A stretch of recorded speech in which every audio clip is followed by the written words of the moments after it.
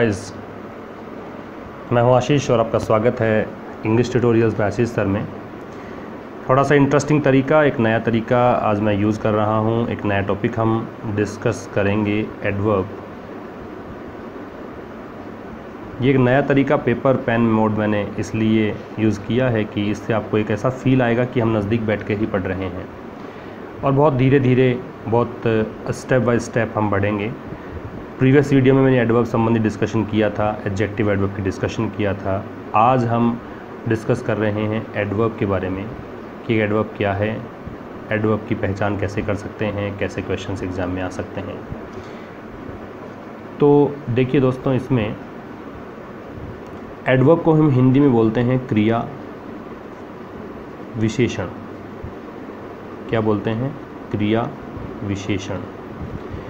यदि मैं कहूँ कि एडवर्ब को परिभाषित करें, एडवर्ब किसे कहा जा सकता है, आप आसानी से कैसे पता लगा सकते हैं कि किसकी विशेषता बताए। तो आप देखिए, इसमें एडवर्ब एक वो शब्द है जो क्रिया की विशेषता बताएगा, एडवर्ब वो शब्द है जो विशेषण की विशेषता बताएगा, और एडवर्ब वो शब्द है जो किसी अन्य एडवर्ब की विशेषता बताएगा।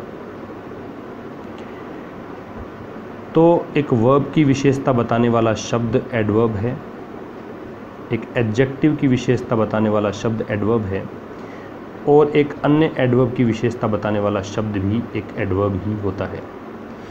लेकिन क्या ये केवल तीन चीज़ों की विशेषता ही बताता है, वर्ब, एडजेक्टिव और एडवर्ब? नहीं, इन तीन के अतिरिक्त यदि आपको किसी सेंटेंस की विशेषता बतानी है तो भी एडवर्ब के द्वारा ही आप ऐसा कर सकते हैं। यदि प्रेपोजिशन की विशेषता बतानी है तो भी एडवर्ब बताएगा। यदि कंजक्शन को क्वालिफाई करना है तब भी एडवर्ब ही ऐसा कर सकता है। इसको मैं समराइज कर दूं, इन सारे पॉइंट्स को, तो मैं यूँ कह सकता हूं कि नाउन प्रोनाउन, इन दो चीज़ों को छोड़कर, इन दो पार्ट्स ऑफ स्पीच को छोड़कर किसी की भी विशेषता बताने का काम कौन करता है? एडवर्ब करेगा।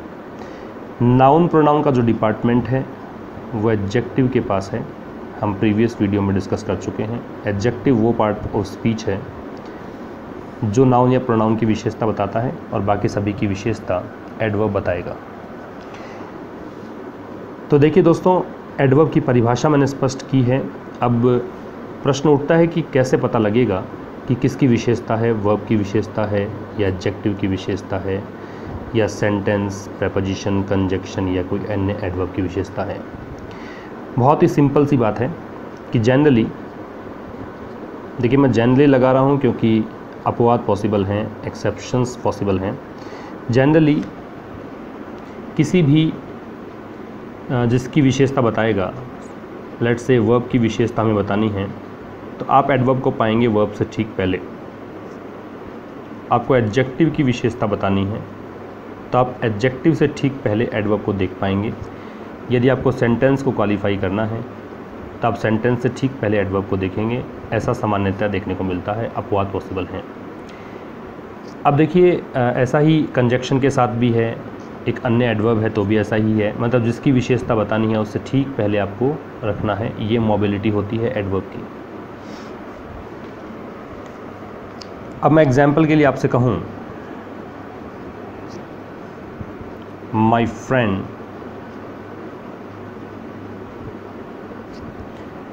Friend runs very fast. तो देखिए दोस्तों, रन एक यहाँ पे वर्ब है और इस वर्ब के लिए हमने एक वर्ड यूज़ किया है फास्ट, तो निश्चित रूप से ये एक एडवर्ब है, क्योंकि वर्ब की विशेषता बताने का काम एक एडवर्ब ही कर सकता है। और एक एडवर्ब से पहले क्या आ सकता है? एक अन्य एडवर्ब आ सकता है। तो यहाँ वेरी भी क्या है? एक एडवर्ब है। ओके, यदि मैं कहूँ she is quite happy, happy यहाँ पे क्वालिफाई कर रहा है शी को। शी क्या है? एक प्रोनाउन। प्रोनाउन की विशेषता कौन बताता है? एडजेक्टिव। और एडजेक्टिव से पहले क्या आता है? एडवर्ब। इसलिए क्वाइट यहाँ पे क्या है? एक एडवर्ब है। इसी तरह से एक एग्जांपल और ले सकते हैं हम। मैं कहूँ नेचुरली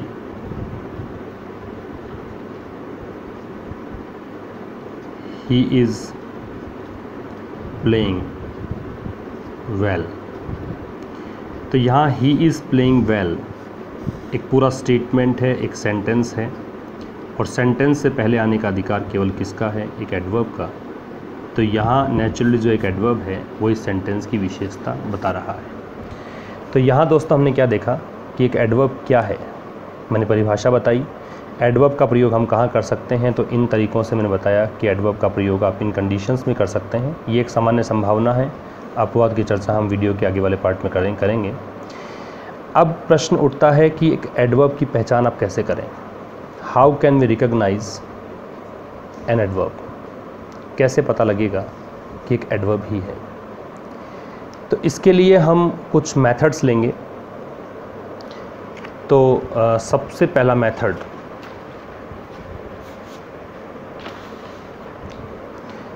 पहला मेथड जो इसमें है कि एडवर्ब की पहचान कैसे करें। देखिए, एडवर्ब की पहचान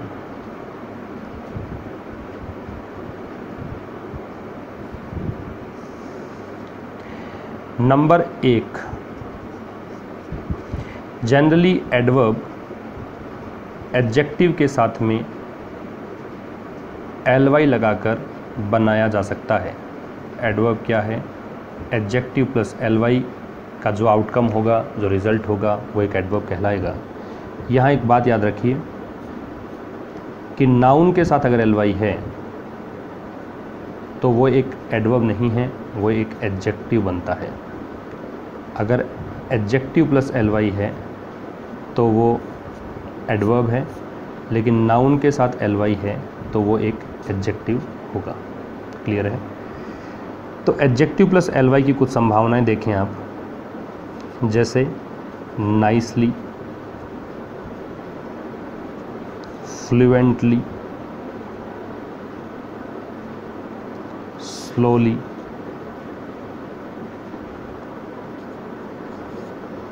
फ्रीक्वेंटली,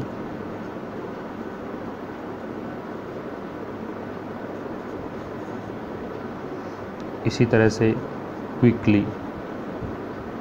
ये सारे शब्द एडवर्ब हैं क्योंकि ly हटाने के बाद जो वर्ड बचता है वो वर्ड एक एडजेक्टिव है। आप क्लियरली देख सकते हैं। तो ये सारे शब्द एक एडवर्ब हुए। तो पहली पहचान का तरीका है ly, एक बड़ा फैक्टर है। ly जहाँ पे है उसे आप अज्यूम कर सकते हैं कि वो एक एडवर्ब हो सकता है, संभावना है। लेकिन देखिए, इसमें कुछ चीज़ें ध्यान देने योग्य हैं। कुछ ऐसे वर्ड्स भी पॉसिबल हैं जो ly लगने के बाद एडवर्ब नहीं होते हैं। जैसे मैं कहूँ होमली, सिकली, या फिर कहा जाए comely, wobbly, घासली,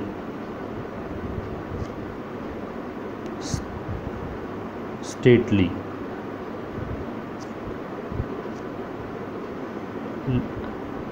friendly, unfriendly, friendly, deadly. ये शब्द दोस्तों एडवर्ब की श्रेणी में नहीं रखे जाते हैं। लिली शामिल कर सकते हैं, हीली शामिल कर सकते हैं। कुछ इनमें से नाउन्स हैं तो कुछ एडजेक्टिव्स हैं। कुछ वर्ड्स इंपॉर्टेंट हैं, आप इनके मीनिंग भी देख लीजिए। हिली पहाड़ी को बोलते हैं। लिली एक फ्लावर का नेम है, नेम ऑफ ए फ्लावर। कुमुदिनी का फूल है वो लिली कहलाता है। डेडली जानलेवा को बोलते हैं। डेड है वो एक एडवर्ब हो सकता है, जैसे डेड श्योर हम यूज़ करते हैं, डेड ऑनेस्ट यूज़ करते हैं। लेकिन डेडली है वो एक एडजेक्टिव है। फ्रेंडली मित्रवत। तो अनफ्रेंडली बिल्कुल इसका ऑपोजिट है, जो मित्रवत ना हो। स्टेटली का मतलब होता है भव्य। घासली का मतलब है डरावना, होमली का मतलब है घर जैसा, सिकली बीमारू, कमली आकर्षक, वोबली अस्थिर नॉट कांस्टेंट। सो ये इंपॉर्टेंट वर्ड्स हैं जो ly होने के बावजूद भी एडवर्ब की तरह बिहेव नहीं करते हैं। Some words are adjectives whereas some words are nouns like lily is a noun. So ये एक अलग तरीका बताया मैंने आपको कि ly होने पर भी एडजेक्टिव एडवर्ब ना हो, ये पूरी संभावना है। नंबर 2, कुछ ऐसे भी शब्द संभव हैं जो एंड होते हैं ly से but are adjectives and adverb both. दोनों हो सकते हैं, एडजेक्टिव भी हो सकता है, एडवर्ब भी हो सकता है। ly से एंड होगा लेकिन एडजेक्टिव और एडवर्ब दोनों पॉसिबल हैं। जैसे daily, monthly, yearly, hourly, quarterly, leisurely. Leisurely फुर्सत के लिए यूज़ करते हैं, means spare time for doing something, तो फुर्सत के क्षणों को लेज़रली। तो ये शब्द हैं जो एडजेक्टिव्स भी हैं तो एडवर्ब्स भी हैं। They behave like an adjective, they behave like an adjective and an adverb, दोनों की तरह बिहेव कर सकते हैं। कैसे? How it is possible? तो let's take an example. Daily newspaper, ये कोलोकेशन बहुत बार सुना होगा आपने। न्यूज़पेपर इज़ अ नाउन, और नाउन की विशेषता कौन बताता है? एक एडजेक्टिव। तो यहाँ डेली किस रूप में काम कर रहा है? एक एडजेक्टिव के रूप में। वेयर एज इफ़ आई से he comes here daily, so here daily qualifies comes is a verb, and to extend the meaning of verb or qualify verb we have to use an adverb। तो यहाँ पे daily एक adverb के रूप में है। इसी तरह से और सारों का प्रयोग भी हो सकता है। तो ये शब्द हैं जो एडजेक्टिव भी हैं तो एडवर्ब भी हो सकते हैं। Is it clear? तो ये एक परिचय बताया मैंने कि ly होने पर एडवर्ब हो सकता है। नंबर 2 पे बात करें कि कैसे पता लगे कि एडवर्ब है। तो कई बार दोस्तों ए प्लस नाउन होने पर भी आप एडवर्ब हो सकता है शब्द, जैसे कि अबोर्ड, अबैड, अहेड, ये सारे शब्द एडवर्ब हैं। जबकि ए हटाने पर जो बोर्ड, बैड या हेड बचता है, ये सारे शब्द क्या हैं? नाउन। तो ये ए प्लस नाउन की स्थिति है जहाँ पे ए ओन की तरह कार्य करता है, तो ये एक एडवर्ब की भूमिका में है। तो ये दूसरा तरीका हो सकता है एडवर्ब निकालने का। इसके अतिरिक्त तीसरा तरीका हम कैसे पता लगाएं कि दिया गया शब्द एडवर्ब है। पहला तरीका मैंने बताया कि ly हो तो एडवर्ब निकाल सकते हैं। दूसरा तरीका ए प्लस नाउन होने पर आप एडवर्ब निकाल सकते हैं। Sometimes we find a plus adjective, यदि ए प्लस एडजेक्टिव है तो भी वो एडवर्ब हो सकता है, जैसे कि abroad. Abroad is an adverb. यहाँ ब्रॉड शब्द है वो एक एडजेक्टिव है, ए जोड़ा है हमने। अब्रॉड मीन्स विदेश, फॉरेन कंट्रीज़ के लिए अब्रॉड यूज़ करते हैं, तो ये एक एडवर्ब की भूमिका में है। तो ए प्लस एडजेक्टिव से भी एडवर्ब का पता लगाया जा सकता है।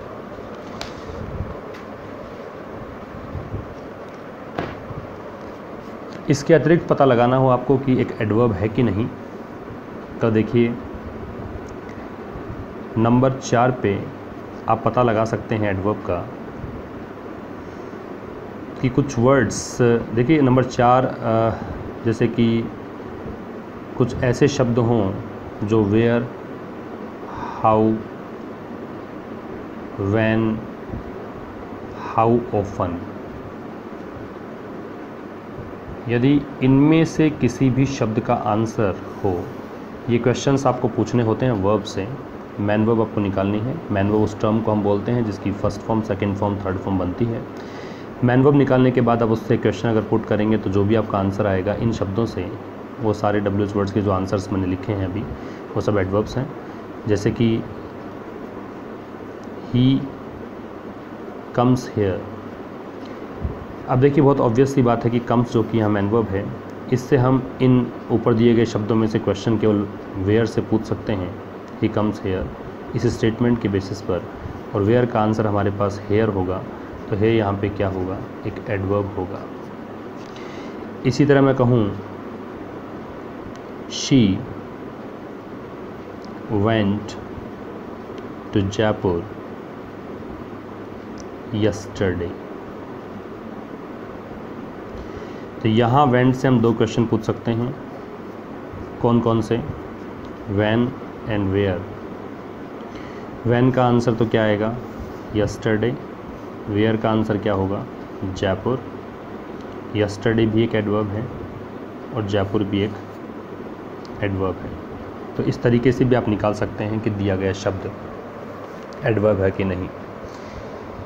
देखिए एक इंटरेस्टिंग बात मैंने डिस्कस नहीं की आपसे कि ly लगाने के बाद हमने कहा था कि एक एडवर्ब होगा। तो इस संदर्भ में, इस कंटेक्स्ट में एक क्वेश्चन बनता है आपके। कुछ वर्ड्स हैं, इम्पोर्टेंट वर्ड्स हैं, जैसे scholarly, cowardly, niggardly and miserly. Scholarly का मतलब होता है विद्वान व्यक्ति, लर्नड पर्सन। कोवार्डली का मतलब टिमिड और टिमोरस वी कैन से, कायर व्यक्ति। निगर्डली एंड माइजरली, इन दोनों का मतलब होता है कंजूस, स्टिंजी, पार्सिमोनियस। स्कॉलरली विद्वान, कोवार्डली कायर। इन शब्दों के लास्ट में भी ly है, लेकिन ये शब्द एडवर्ब नहीं है। तो ये शब्द क्या हैं, ये एडजेक्टिव्स की भूमिका में रहते हैं। यदि आप इनमें से ly को हटाते हैं तो एक शब्द बनता है स्कॉलरली, कोवार्डली, निगर्डली और माइजरली। जो ly हटेगा तो स्कॉलर सामने आएगा आपके पास। कोवार्डली में से कोवार्ड, निगर्डली मीन्स इसमें से निगर्ड एंड माइजरली का माइजर। ये सारे शब्द क्या हैं, नाउन है। जैसा कि मैंने कहा था noun plus ly is equal to adjective होता है, तो ये ly लग कर इनमें एडजेक्टिव बना हुआ है। यदि आप इन्हें एडवर्ब में कन्वर्ट करना चाहते हैं तो जो स्कॉलर है उसका एडवर्ब बनेगा इन स्कॉलरली मैनर, मीन्स विद्वता से।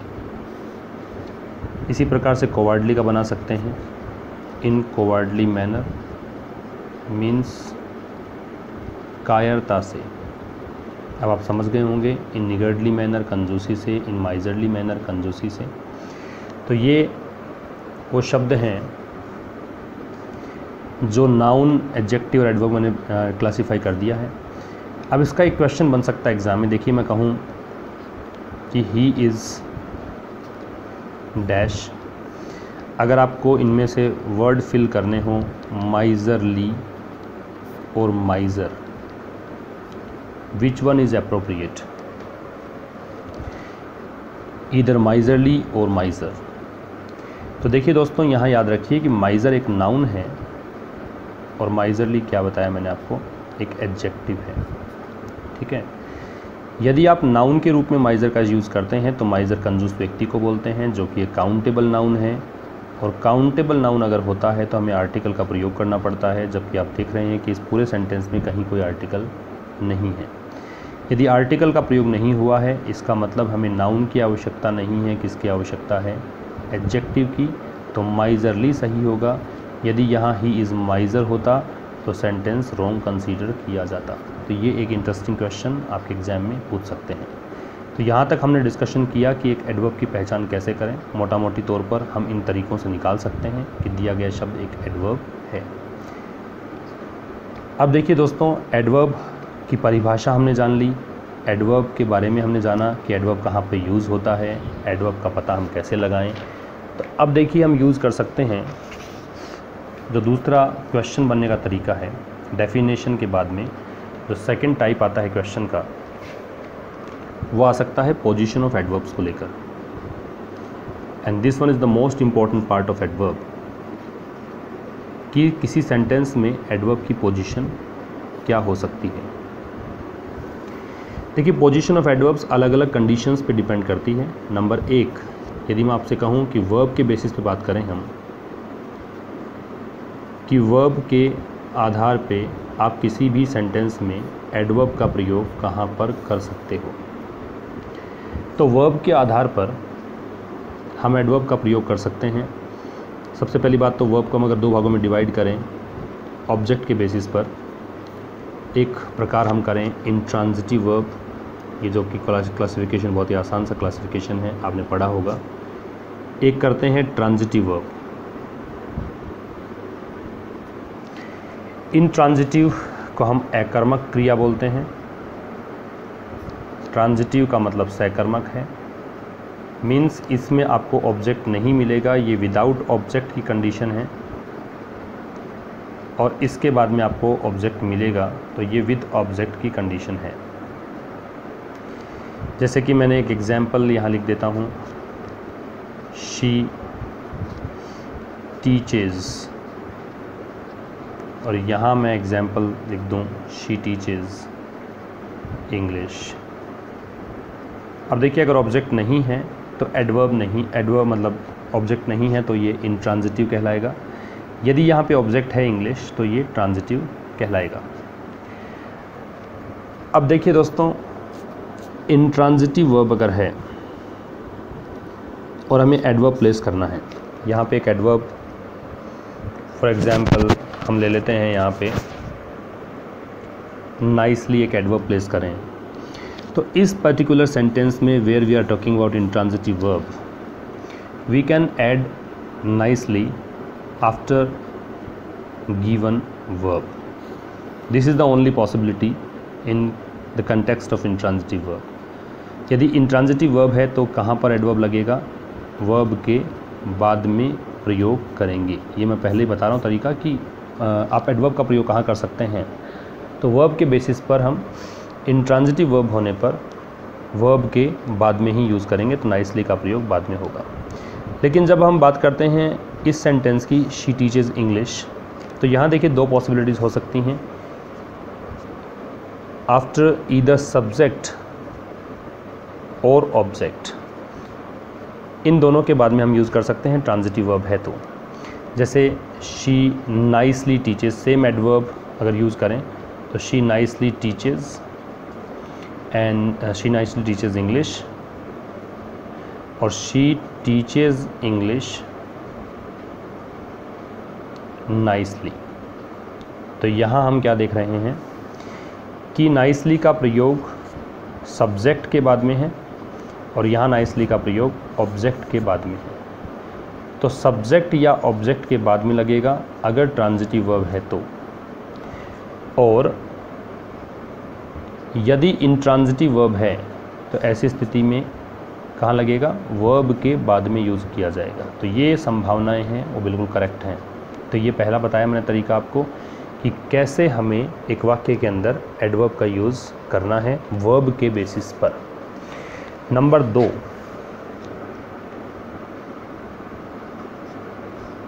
2 की हम बात करें कि यदि हमें यूज़ करना हो, मैं नए पेज पे बता देता हूँ इस बारे में। यदि हमें यूज़ करना हो वर्ब के दूसरे टाइप में,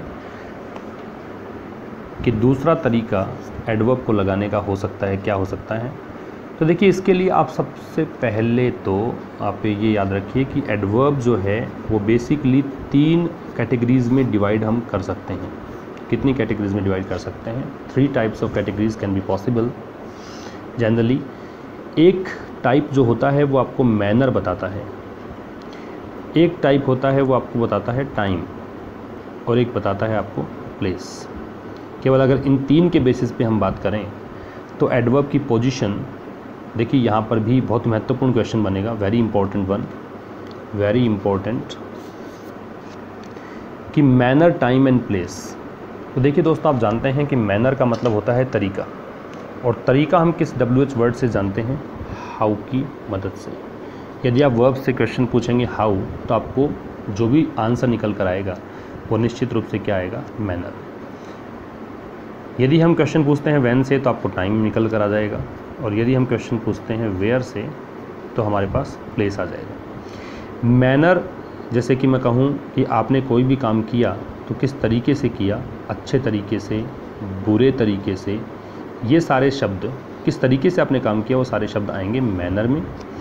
टाइम, कोई भी टाइम डिनोटिंग वर्ड ले लीजिए आप, यस्टरडे, टुडे, टुमारो।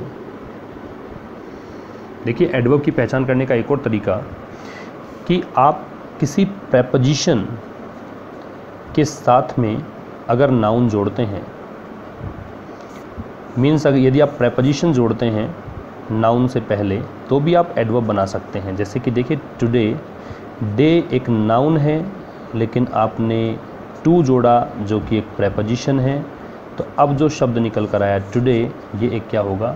एडवर्ब होगा। ठीक ऐसे ही टुमारो में हो रहा है, टू एंड मोरो, ये भी एडवर्ब्स हैं। ओके, याद रखिएगा आप।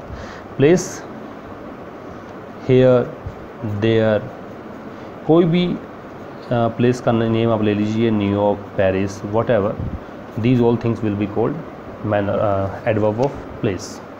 अब देखिए, इसके लिए एक इंटरेस्टिंग चीज़ है कि आपको याद रखना है कि जब तीनों को साथ में यूज़ करेंगे आप, if they come together in a sentence, then we have to put them in this order, MPT, ये ऑर्डर चलना चाहिए।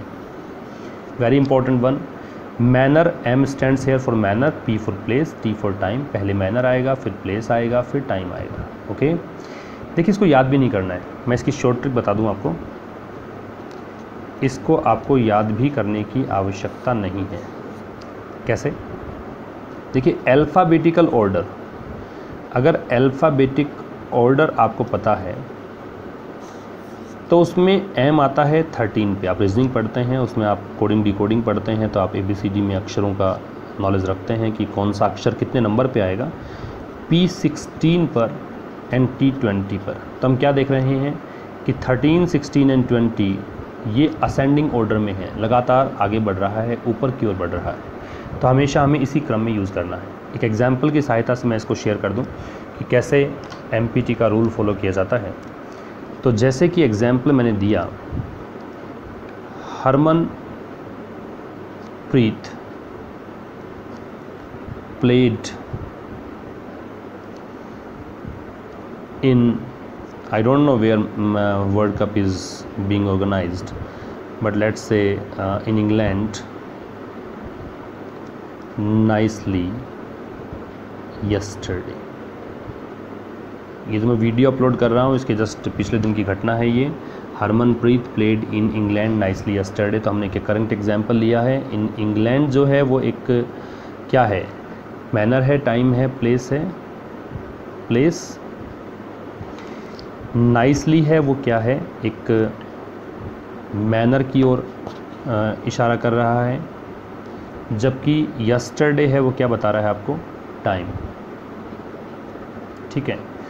Harmanpreet played in England nicely yesterday. तो देखिए, पहले P आ रहा है, उसके बाद M आ रहा है, उसके बाद T। हमें क्या चाहिए था? MPT। कंपेयर करें, बताएं सही है नहीं है सही। तो ये तो हुआ रॉन्ग। अब इसको सेंटेंस इम्प्रूवमेंट की साइड लेके जाएं तो क्या होना चाहिए था? ये होना चाहिए था हरमनप्रीत